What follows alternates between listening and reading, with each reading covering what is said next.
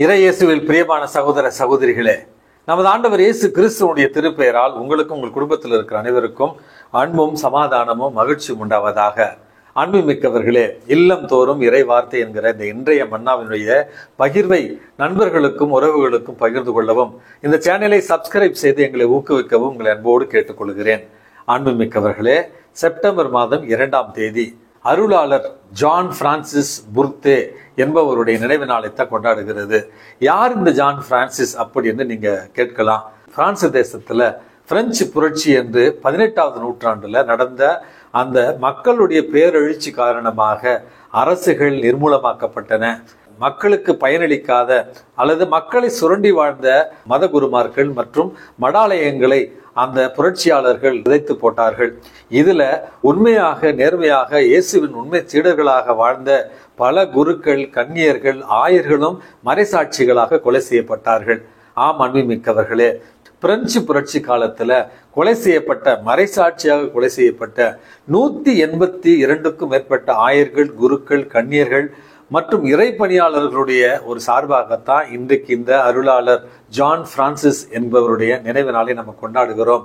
மிக்கவர்களே, புரட்சியாளர்கள் எல்லோரையுமே ஒரு குடையின் கீழே கொண்டு வருகிறார்கள். அதாவது பிரெஞ்சு தேசத்துல திருத்தந்தையினுடைய ஆளுகை இருக்கக்கூடாது. அந்த பிரெஞ்சு தேசத்தினுடைய ஆளுகையில தான் அவர்கள் இருக்க வேண்டும், கட்டுப்பாடோடு தான் இருக்க வேண்டும். அங்க இருக்கிற ஆயர்கள், குருக்கள் பிரெஞ்சு தேசத்தினுடைய அதிகாரிகளால் மட்டுமே அவர்கள் நியமிக்கப்படுவார்கள் என்கிற அந்த ஒரு குழப்ப நேரத்துல பிரெஞ்சு தேசத்திற்கு அடிபணிவதா அல்லது அவர்களுடைய கூற்றை கேட்பதா அல்லது திருத்தந்தைக்கு கீழ்ப்படிவதா என்கிற அந்த ஒரு இக்கட்டான ஒரு சூழ்நிலையில தாயாம் திரு அவையோடு நின்று மறைசாட்சியாக மரித்தவர்களில் ஒருவராகத்தான் இந்த அருளாளர் ஜான் பிரான்சிஸ் என்பவருடைய நினைவு நாளை இன்றைக்கு நம்ம கொண்டாடுகிறோம். அன்புமிக்கவர்களே, நாம் வாழுகிற இந்த ஒரு காலகட்டத்துல கத்தோலிக்க பங்குகளாக இருந்த பல பங்குகளில இன்றைக்கு திரு அவை பிரிக்கிற வேலையில பல புராட்டஸ்டன்ட் திருச்சபைகள் மற்றும் பெந்தகோஸ்தே திருச்சபைகள் ஈடுபட்டு கொண்டிருக்கிறார்கள். இதை நம்ம கண்கூடாக காண்கிறோம்.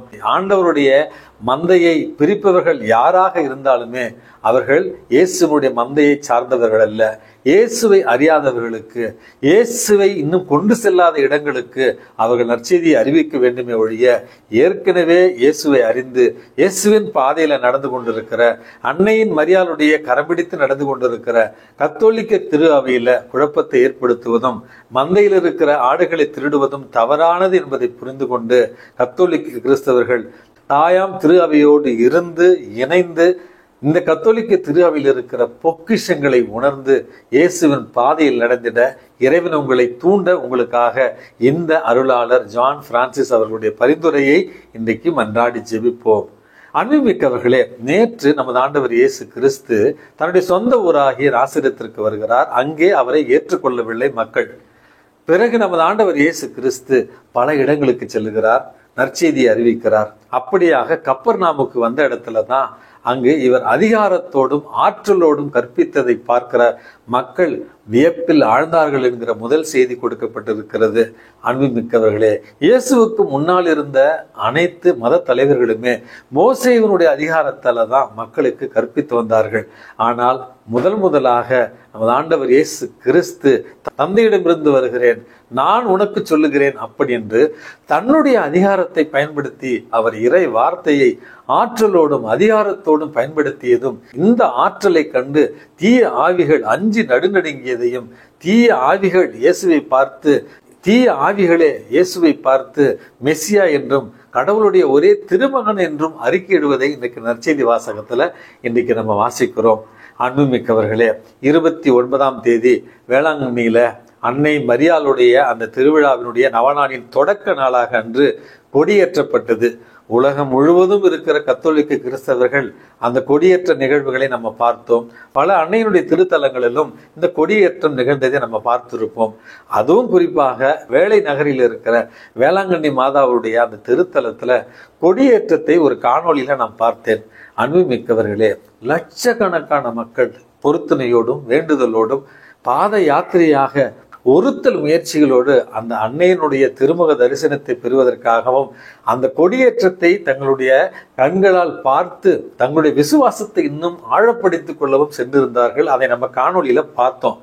அதுல என்னை உறுத்திய ஒரு விஷயம் என்னவென்றால், அத்தனை லட்சம் பேர் அங்கு நின்று அன்னையினுடைய அந்த திருக்கொடி மேலே எழும்புவதையும், அந்த பக்தி பாடல் அன்னையே ஆரோக்கிய அன்னையே என்கிற அந்த பாடல் பாடுகிற நேரத்துல அந்த பாடலோடு அந்த கொடி உயர உயர உடம்பெல்லாம் அப்படி ஒரு அற்புத உணர்வு ஏற்பட்டது. ஆனால் இந்த கொடியை நேரில் பார்க்க வேண்டும் என்று சென்ற லட்சக்கணக்கான மக்கள் அந்த கொடி தங்களுக்கு முன்பாக உயர்ந்து எழுவதை காண வாய்ப்பு இருந்தும் எல்லார் கையிலையும் செல்போனை வச்சு அந்த கொடியை படம் எடுத்து கொண்டிருந்தார்கள்.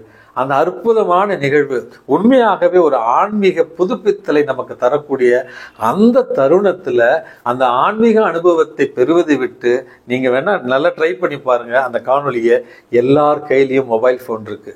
அந்த செல்போனை வச்சு அந்த கொடியை அவர்கள் படம் பிடித்து கொண்டிருந்தார்கள். அன்புமிக்கவர்களே, அவர்கள் ஆசைப்பட்டு அவர்கள் பார்க்க விரும்பிய அன்னையினுடைய திருக்கொடி அவர்களுக்கு முன்பாக இருந்தாலும் அதை இந்த கண்களால் பார்க்க தவறி செல்போன் கண்களால் பார்த்து கொண்டிருந்தார்கள் நம்முடைய பக்தர்கள். அன்புமிக்கவர்களே, இதைத்தான் நமது ஆண்டவர் இயேசு கிறிஸ்து சொல்லுகிறார். உயிரிழைக்கும் தேவனாகிய இறைவன், வார்த்தை மனு உருவான நமது ஆண்டவர் இயேசு கிறிஸ்து, கடவுளின் மகன், நம்முடைய மீட்பர், நம்முடைய கண்முன் இருந்தாலும் தீய ஆவிகள் விவிலியத்துல இயேசுவே கடவுளின் திருமகனே உமக்கு என்னங்க வேலை என்று தீய ஆவிகள் கூட இயேசுவை கண்டுகொண்டன. ஆனால் நாம் இயேசுவை கண்டுகொண்டோமா? திருப்பலிக்கு வருகிறோம். திருப்பலியில நிகழ்கிற ஒவ்வொரு நிகழ்ச்சியிலும் ஆண்டவர் பிரசன்னமாக இருக்கிறார். அதுல ஆண்டவருடைய திருமுக தரிசனத்தை நம்ம பெறுகிறோமா? நற்கருணை ஆராதனையில நமது ஆண்டவர் இயேசு கிறிஸ்து உயிரோடு பிரசன்னமாக இருக்கிறார். அவருடைய அந்த உயிருள்ள பிரசன்னத்தை நாம் கண்டுகொள்கிறோமா? ஒவ்வொரு அருட்சாதனத்திலும் இறைவனுடைய பிரசன்னம் இருக்கிறது. அதை நம்ம உணர்ந்து கொள்கிறோமா என்கிற ஆன்ம பரிசோதனையோடு பாவத்துல வாழ்ந்தவர்களும் தீய ஆவிகள் கூட கடவுளை கண்டுகொள்கின்றன. ஆண்டவரை ஒவ்வொரு நாளும் திருவுணவாக பெற்று மகிழ்கிற நாம் இறைவனுடைய பிரசன்னத்தை நம்முடைய உள்ளத்திலும் நம்முடைய திருக்கோயிலிலும் கண்டுகொள்கிறோமா என்கிற பரிசோதனையோடு இனிவரும் காலங்களில திவ்ய நற்கருணையில பங்கு பெறுகிற பொழுது ஆண்டவருடைய பிரசன்னத்தை உணர்ந்தவர்களாய், இறை வார்த்தையை வாசிக்கிற பொழுது ஆண்டவருடைய பிரசன்னத்தையும் ஆண்டவருடைய குரலையும் கேட்பவர்களாய், ஒவ்வொரு திருவருட்சாதனத்திலும் பங்கு பெறுகிற பொழுது ஆண்டவருடைய அரவணைப்பை உணர்ந்தவர்களாய், இறை பிரசன்னத்தை உணர்ந்தவர்களாய் வாழ இறைவன் உங்களையும் என்னையும் தூண்டுவாராக. எல்லாம் வல்ல இறைவன், தந்தை, மகன், தூய ஆவி உங்களையும் உங்கள் குடும்பத்தில் இருக்கிற அனைவரையும் நிறைவாக ஆசீர்வதித்து பாதுகாத்து வழி நடத்துவாராக. ஆமேன்.